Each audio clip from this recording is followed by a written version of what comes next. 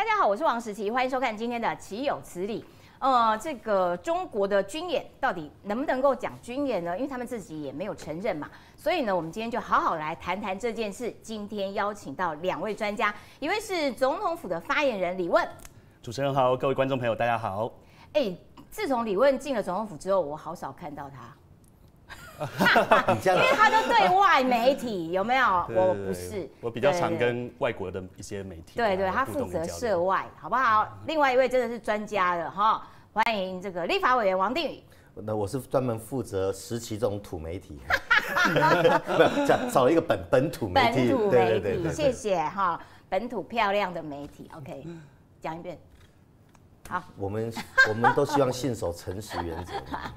是啊，本土漂亮媒体。对。好啦，不要再玩了。我们一开始就先来聊聊，因为赖清德总统才刚刚出访回来，这个要先请教一下李问啦。那他在出访这个我们的南太的几个友邦过境的地方是关岛跟夏威夷，这个时候在野党说，因为美国依赖，所以没有让他去美国本土。他去关岛跟夏威夷是一种对于赖清德的贬义，是吗？其实这部分的质疑，其实我们本党很多委员都有回应过。其实如果赖委员想要对于过境的地点进行评论的话，他应该先摊开世界地图看一看。对，因为如果出访的地点是我们在太平洋的友邦，那过境的地点按照惯例一定是美国的夏威夷。或是美国的关岛，对，并不会特别为了出访到太平洋的友邦而绕到美国的本土，绕到纽约，绕到旧金山，这对于过境是并不符合逻辑的。所以我想这个指控是完全错误。所以没有要累积里程换机票，所以不用飞到美国本土。但是因为他飞到这个关岛跟夏威夷他的这些参访行程当中，可不可以看出一些端倪？说好。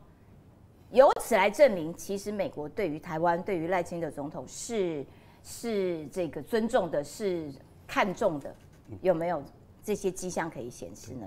其实这次的过境的安排跟行程安排，当然都要非常感谢美国政府协助的接待，而且在所有行程安排上有非常多的亮点跟许多的进展。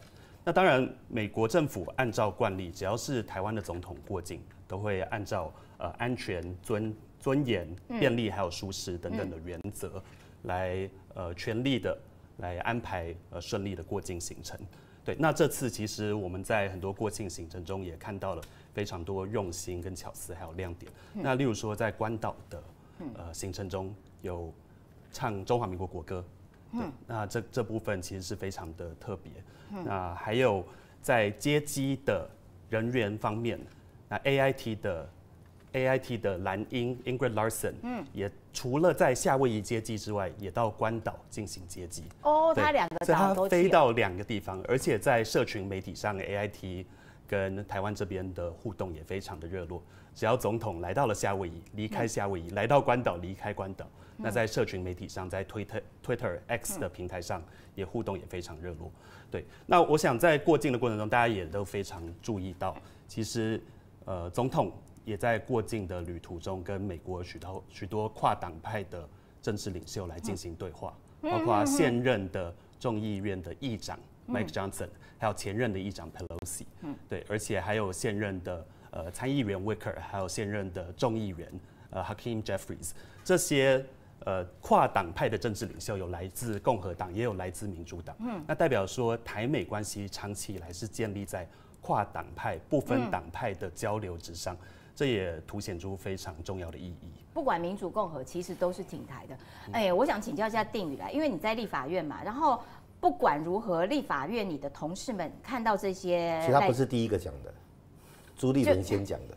是朱立伦对，所以他很没有存在感，我都忘记。你要拉高到党主席好不好？朱立伦听说留学过美国嘛，那可能坐飞机的时候，他像我坐飞机会习惯打开那个荧幕看一下现在飞到哪里，对不对？我也会。那可能朱立伦没有这个习惯，那地球仪也很少看，所以他们就不断的讲，就是说，哎呀，赖清德没有到美国本土，这个是降等，这个是依赖论。事实上，最想操纵对美国操纵依赖，对台湾操作以美，甚至要怀疑川普，其实最想操作这个是中国。对，我一直不太懂国民党为什么老是往那坑里面跳哈。那国民党在讲依赖的时候，你到底有没有抓到说，所以他们的点到底是什么？到底有没有看到美国？他没有点啊，比方说我现在坐这里，李问坐这里嘛，我们拉拉紧看一下。那什么叫要找麻烦？哎呦，王时齐跟李问不好哦，为什么李问坐的比较外面？对不对？那我们又换过来，你也可以讲说，王时齐跟李问不好哦，想要把他就近看管，那个叫做硬找麻烦嘛，你懂我意思吗？你看地图哈，我们如果赖清德总统这一次是去南太平洋，我们美国跟台湾的过境原则，事实上在蔡英文总统任内就已经实质入境了啦，在 Denver 那一次，那就是说安全、舒适、方便嘛。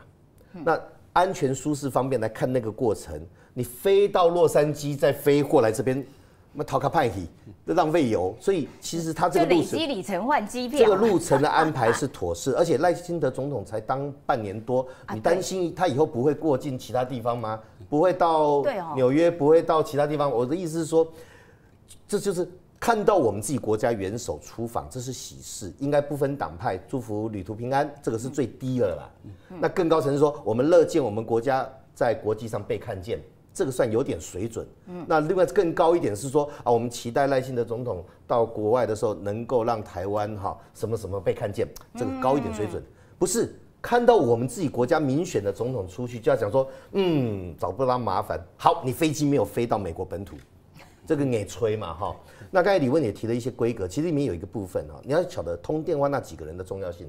Jeffries 是美国民主党在众议院的领袖，那 Mike Johnson 是共和党在众议院的领袖，所以他当议长，他是多数党，所以多数少数党的领袖。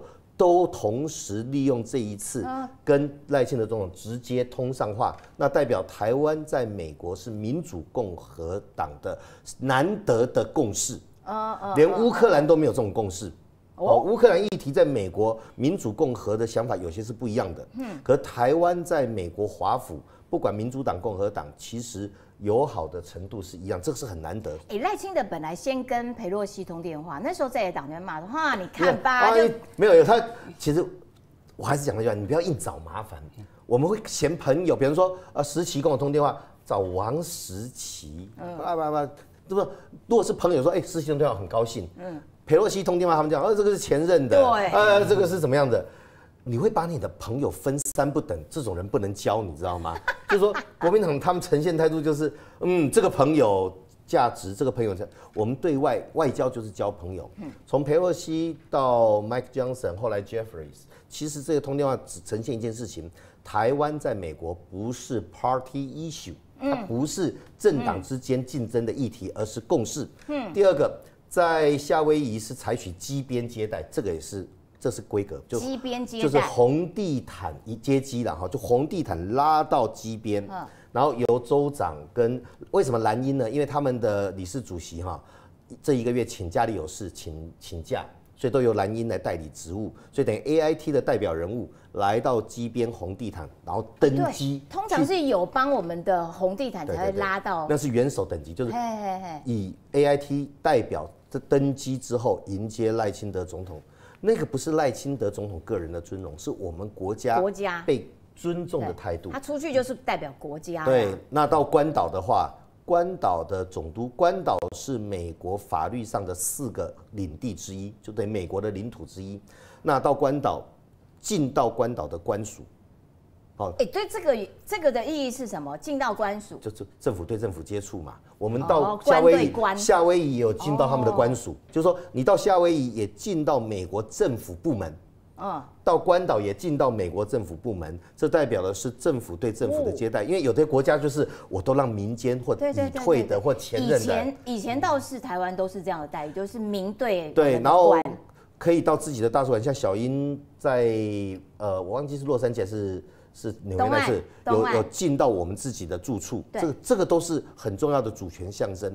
另外在关岛的话，唱国歌、升国旗，而且不鸟中国的抗议。而且因为在当地的报纸是用台湾总统，这件事情世界各地大概都是台湾总统。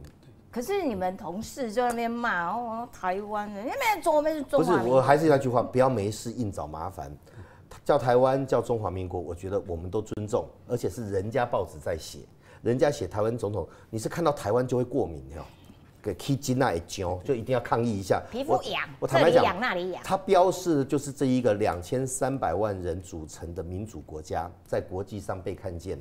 他叫你中华民国，OK， 他叫你台湾也不错。那我们在台湾里面以2300万人在世界上被尊敬、被看见，这才是重点。可是我们台湾有一些人，只要看到台湾2个字，好像浑身不舒服。我是觉得这个大可不必啦。事实上，赖清德总统这是他任内首次的出访，对，不会是最后一次啊。